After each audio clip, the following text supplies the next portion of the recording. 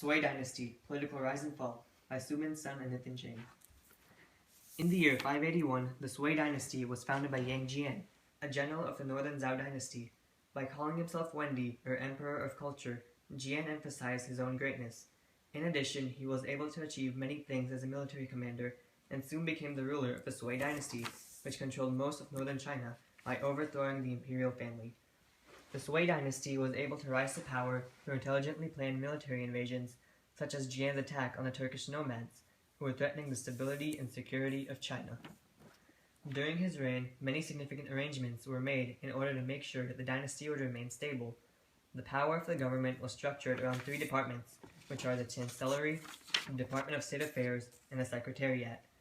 There are also 6 ministries, which include civil office, rights, finance, army, justice, and public works. Jain had also decided to make himself the chief executive so that he'd have all control over administrative and political problems. He introduced a state examination system in which commoners were able to join the administration through displaying their talents. This was important for building a stable and elite bureaucracy that was based on both talent and education. In the year 582, an equal field system was developed by him in which all men were entitled to 80 mu of cultivated land, but in return, families had to pay rent in which labor was included. In order to maintain control of the people, Jain's law, called the Kai Huang Code, which was amended in the year 582, removed cruel punishments. Crimes were punished through fines or the demotion of officials.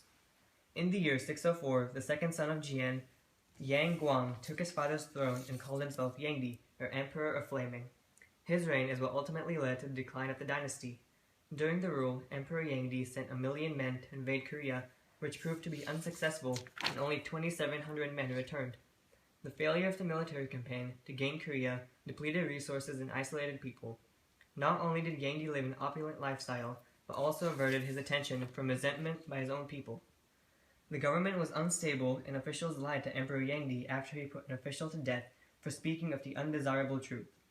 On the other hand, the peasants struggled to earn a living, a stark contrast to the luxurious life of Yangdi and other government officials. Cruel military service and artist labor forced countless peasants to relocate. As a result, several high-status officials launched a rebellion with the peasants in 611. By 618, a general murdered Yangdi, leading to the Sui dynasty's collapse. The ruthlessness of the emperor, combined with his expensive failures, allowed such uprising to occur. The downfall of the Sui dynasty led to the rule of the Tang dynasty.